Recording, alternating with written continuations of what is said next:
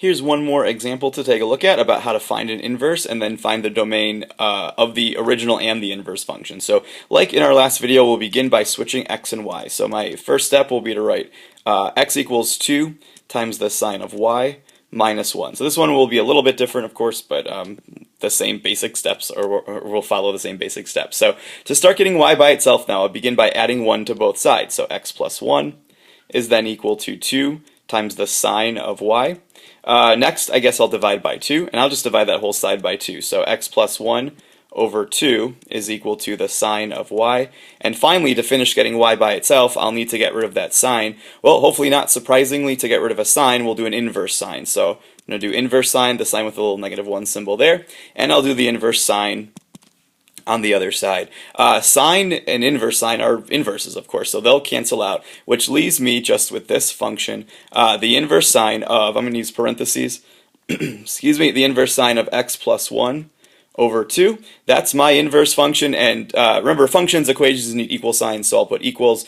Y would be fine, or if you want to be really fancy, we'll do the inverse function, f with a little -1 symbol. So there is the inverse function of what I started with. My last step of this problem, though, is actually to find domains. I want to find two domains. One is going to be the domain of the original function, which, again, if you watch the last video, that's really easy. Since the regular sine wave goes forever left and right, my inverse is, or my domain is just -infinity to +infinity. I can plug any value I want in for x.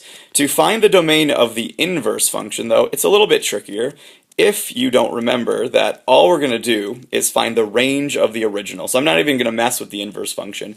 I'm just going to find the range of this original function, because remember, with inverses, the range of the original is the same exact thing as the domain of the inverse, because we just switch things around. So to figure out how high and how low that graph goes, I'm going to think about sketching a graph of what it would look like. I don't actually need to graph it, but I'll think about what the graph would look like. So if I were graphing this sine wave, I see that I do have a midline shift.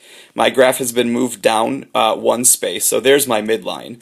And then from there, the amplitude of my graph is 2, so I would count down 2, which would put me to a low point of -3, and I'd count up 2, which would put me to a maximum of 1, which means my range, or the domain of the inverse, is going to stretch from -3 at the low end to +1 at the high end, and I'll use square brackets because I can actually get to those locations. So there's sort of a visual way to do it. I also gave out this formula in class if you don't want to graph it but want to think sort of with formulas, I suppose. The formula is simply find the midline of your graph, and then add or subtract the amplitude to it. That'll tell you how high and how low the graph goes, well, for the original, which would then get you the domain. So in this case, my midline was -1, my amplitude was 2.